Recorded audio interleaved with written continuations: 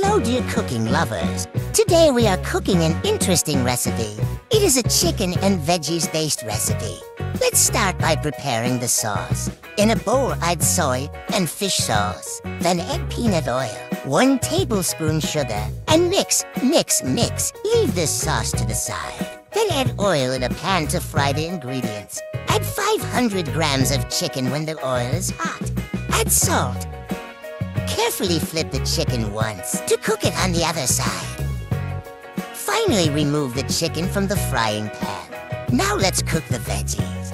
Add oil to the pan. Then add 1 bell pepper, 100 grams green beans, 100 grams mushrooms, and mix. Add back the chicken and mix. Then add garlic, sliced chilies, mix. Add back the soy sauce. Add corn slurry to thicken the sauce. Finally, add spring onion. And our stir fry is ready.